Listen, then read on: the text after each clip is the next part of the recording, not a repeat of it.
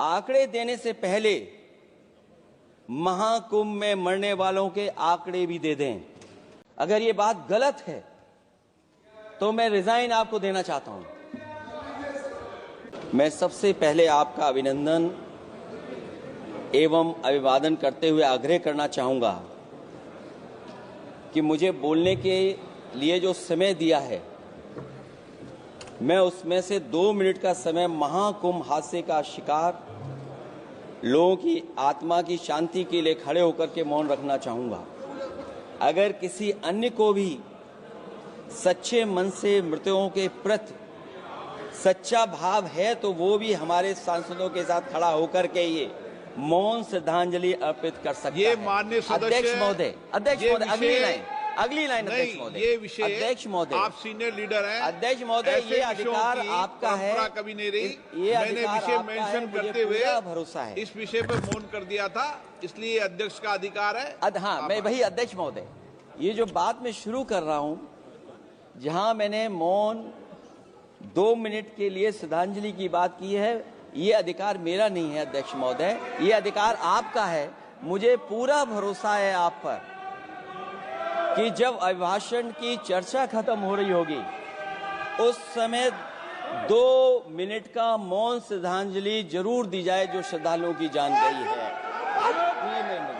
नहीं अध्यक्ष महोदय, नहीं अभी 1 मिनट आप लोग कुछ मत बोलो, कुछ नहीं।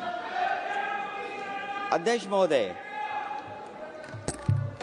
अभी तो अध्यक्ष महोदय मैंने बात शुरू नहीं की है, और जिन लोगों को तकलीफ है और जिनको दुख होना चाहिए उनके बारे में मैं, हालांकि वो बात मैं बाद में कहना चाहता था महाकुंभ के बारे में, लेकिन अध्यक्ष महोदय क्योंकि बहुत सारे माननीय सदस्य ये सुन नहीं सकते हैं, इसलिए मैं बात वहीं से शुरू करता हूं। आप देश के परम अभिभावक होने के नाते हमारा आपसे अनुरोध है, आंकड़े देने से पहले महाकुंभ में मरने वालों के आंकड़े भी दे दें। महाकुंभ की व्यवस्था के बारे में स्पष्टीकरण देने के लिए मेरी मांग है अध्यक्ष महोदय, सर्वदलीय बैठक बुलाई जानी चाहिए। महाकुंभ आपदा प्रबंधन व खोया पाया केंद्र की जिम्मेदारी सेना को दी जाए। महाकुंभ हादसे के शिकार लोगों की मृत्यु, घायलों का इलाज, दवाइयों, डॉक्टर, भोजन पानी, परिवहन की उपलब्धता का आंकड़ा संसद में पेश किया जाए।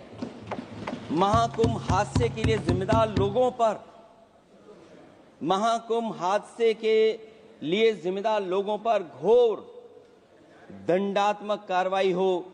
जिन्होंने सच छिपाया है उनको दंडित किया जाए। अध्यक्ष महोदय, हम डबल इंजन की सरकार से पूछते हैं, अगर अपराध बोध नहीं था तो आंकड़े दबाए, छिपाए और मिटाए क्यों गए हैं?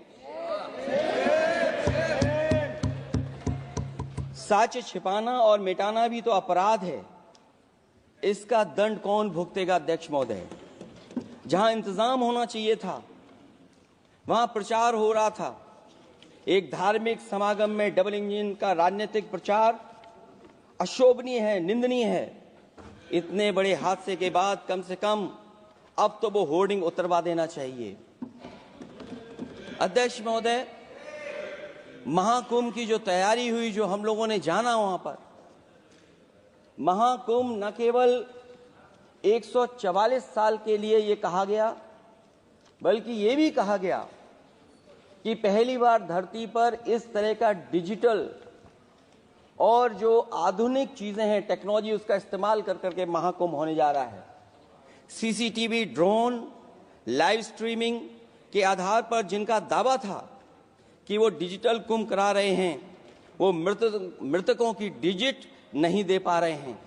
एक तरफ तो जो लोग डिजिटल डिजिटल डिजिटल अध्यक्ष महोदय कहने को थकते नहीं हैं, लेकिन जब कुंभ में इतना बड़ा हादसा हो गया है तो यही सरकार डिजिट नहीं दे पा रही है। हमारे अपने लोग मारे गए हैं, जिसमें परिवार का हर रिश्ता दिवंगत हुआ है। किसी की माता, किसी के पिता, किसी की बहू, किसी की बेटी, किसी का भाई बहन, चाचा चाची, बच्चों के आंकड़े तो अभी तक नदारद हैं। खोया पाया केंद्र ही लोगों को तो नहीं मिल रहा है, जो खोया पाया केंद्र था उसको भी लोग पा नहीं पा रहे, ढूंढ नहीं पा रहे। अध्यक्ष महोदय, कुंभ कोई पहली बार नहीं हो रहा है। कुंभ का आयोजन सदियों से होता आया है। हमारे पौराणिक और हमारे इतिहास के दस्तावेज ये बताते हैं कि समय समय पे जो भी सरकारें रही होंगी, जिसका भी राज रहा होगा अध्यक्ष महोदय, उसने महाकुंभ या इस तरह के कुंभ का आयोजन किया है। एक तरफ तो वो कि जो 144 साल बाद महाकुंभ होने जा रहा है, उसका इतना प्रचार किया, और मैंने तो कई टीवी इंटरव्यूज में, कई समाचार चैनलों पर ये बात सुनने में आई और सुनते रहे हम लोग कि सरकार ने 100 करोड़ लोगों के आने का इंतजाम किया है। और अगर 100 करोड़, अध्यक्ष महोदय, अगर ये बात गलत है तो मैं रिजाइन आपको देना चाहता हूं। अगर अध्यक्ष महोदय, ये माननीय सदस्य लोग अगर ये नहीं सुन पा रहे हैं तो मैं इनको एक एक को, आप नहीं गए स्नान करने, आप स्नान करने नहीं गए, इसीलिए इस तरह की भाषा का इस्तेमाल कर रहे हैं। अध्यक्ष महोदय, ये कहा गया कि 144 वर्ष के बाद ये हो रहा है। जहां तक मेरी समझ और जानकारी कहती है, जो एस्ट्रोनॉमी और एस्ट्रो चीजों को समझते होंगे वो ये स्वीकार करते होंगे, जो भी कुंभ होता होगा वो 144 वर्ष के बाद ही होता होगा।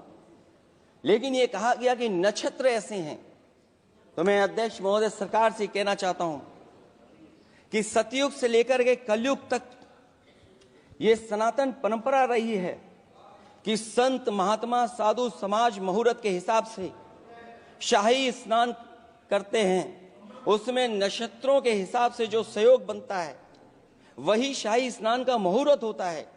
लेकिन भाजपा के राज में ये सनातन परंपरा टूट गई। पहले सरकार ने संत समाज को शाही स्नान रद्द करने का आदेश दिया, जिससे अनादिकाल की सनातन परंपरा टूटी। और फिर जब देश भर ने ये बात उठी, देश भर में ये बात उठी, तो उन्होंने हादसे को छिपाकर फिर से आदेश दिया कि अखाड़े शाही स्नान करने जाएं। इससे सरकार ने पावन मुहूर्त के स्थान पर अपने मनमाने समय पर स्नान कराने का आदेश दिया।